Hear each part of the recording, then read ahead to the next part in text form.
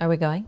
Here are 10 things you should not have in your home or on your property when you're selling your house. I've talked about this before and I'll say it again. First impressions are everything when you're selling your home. So do yourself a favor, get these 10 items off of your property so we can get your home sold quickly and for the best price possible. The last 2 items on my list might shock you or make you angry, but you need to hear it.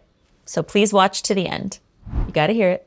If you're new here, my name is Emily Berdon and I'm a residential realtor in the Conejo Valley area of Southern California. My videos are meant to help you in your research on buying or selling a home in this area, but really this video is going to pertain to any area. Be sure to subscribe to my channel and reach out if you're going to be selling your home in the Conejo Valley area. I would be honored to help you. Number 1, personal items. Family photos, college degrees hanging on the wall, anything with your name on it, your kids' names, especially your kids' names. Those decals that people put over their kid's bed with the kid's name on it, get them out of there.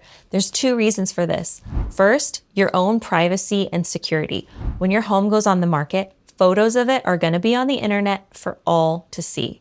And when we have showings, people are going to be coming through, they're going to be taking photos, they're going to be taking videos, potentially posting it on social media. And this is all great for exposure and marketing, but you don't want just any rando on the internet to know your name and your address. There are a lot of scammers out there, and I don't want you getting a call that says, "We've got your daughter, Katie, send us $1 million right now." No. Just don't make yourself a target. Get rid of any items that could identify you. The second reason that you don't want personal items in your home is that you don't want your potential buyer to feel like they've intruded on your home. You want them to be able to picture their life in the home, so the less of you in the home, the more they can picture them in the home. So personal items, gone. Number 2, while your home is on the market, there should be no valuables in it. Again, when your home is listed, photos and floor plans are going to be blasted out on the internet for as many people as possible to see. I hate to break it to you, but there are bad guys out there in the world, and if one wanted to target you, it wouldn't be too hard for them to quickly find out where your valuables are stored. I don't want to scare you out of putting your home on the market, but I do want to encourage you to take some extra safety precautions. Get a safety deposit box at the bank to store your jewelry, or ask a neighbor that you trust to hold on to it. And replace any expensive artwork with something from Home Goods. Just don't make yourself a target. So valuables, out. The third thing you are not going to have in your home during showings is your prescription medications, especially highly addictive medications. But really, just take all of your prescription medications with you when you leave the house for a showing. You might be saying, "But Emily, aren't you going to be watching these people while they tour my house?" And yes, I am, but if I'm hosting an open house, I can't keep eyes on all parties at all times. I can only do so much. And if someone is hitting up open houses looking to steal medications, they're going to be sneaky about it and wait until I'm tied up in a conversation before they go through your medicine cabinet. So medications, just get them out. You're looking way too much into it. Number 4, personal documents, checkbooks, bills, etc. Make sure none of these items are sitting out where people can see them during a showing. Also, your filing cabinets should be locked. Again, this is for your own privacy and security. When you have an open house, your home is opened up to anyone who wants to come in and see it. These people are not pre-screened like they are for private showings, so just make sure that any personal documents are properly stored and not accessible for your own protection. I'm just here to protect you. All right, number 5, signs of distress. This is a big one. This includes divorce, death, medical issues.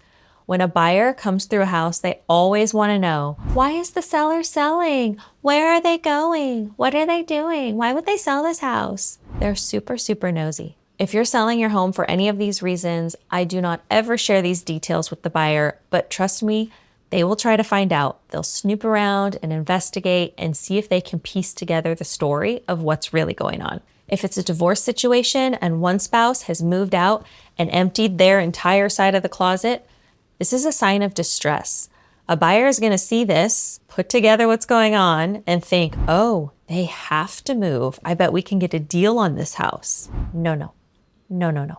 Don't leave any kind of sign that could be used against you in the sale of your home. Number 6, you're going to cover or disguise your safe. If it's not possible to move the safe out of the home while it's on the market, then try to cover it up or disguise it. I had one seller that slid a moving box over the top of their safe and then piled other moving boxes around it, so no one thought anything of it. Again, just another safety precaution. Take it or leave it. Just my advice. But you're gonna take it. Take it. Number 7. Number 7? Number 7. Number 7, firearms. If you have firearms in your home, find somewhere else to store them while it's on the market. This is just a liability that is not worth the risk. Bye-bye. No. Bye-bye, firearms. It's gonna be so dumb. I already know how dumb it is. Number 8, surveillance videos without notice. You can't video people without them knowing. If you have surveillance cameras on your property, you must display a sign that tells people they are being recorded. It's actually the law. So get a little sign made that says, "Smile, you're on camera." And to be safe, you could stick one on your Ring doorbell too. All right, number 9, some of you are gonna get really mad at me, but you gotta hear me out. You are not going to provide shoe covers, and you're not gonna ask people to remove their shoes. You are also not gonna put a plastic runner down on your carpet. But Emily, we're a no shoes house. We don't wear shoes in our house. Emily, I don't want my carpet to get mucked up. I just got brand new carpet. I hear you, I do, but listen, I really wanna encourage you to change your mindset on this. You're selling this house. It's not going to be your house anymore. This is somebody else's house. It's gonna be somebody else's floor. It's okay if the floor gets a little bit dirty during showings. We can clean and mop the floor afterwards. We can vacuum the carpet. If there's a little bit of staining, that can get cleaned up. But what?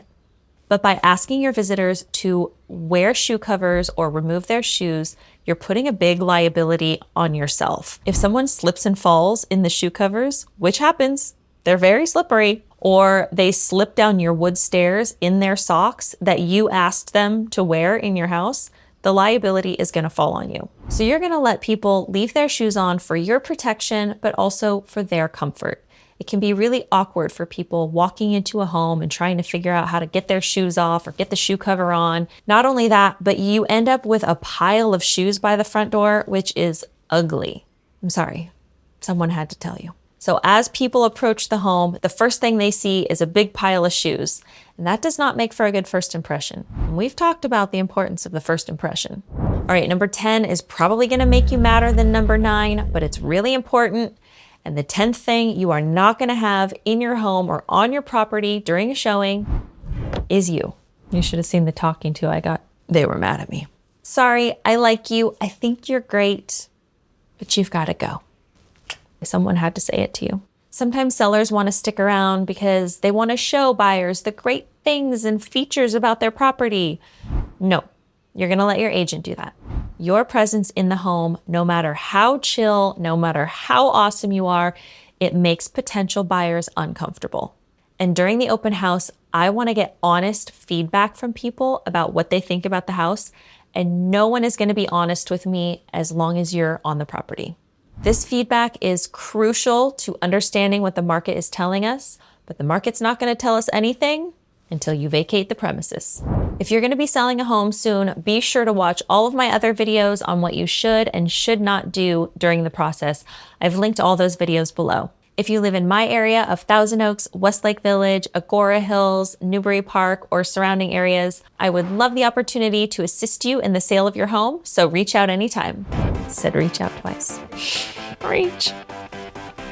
It's gonna be so dumb. I haven't even seen it and I know it's dumb. And that is, that's not how I was gonna say it.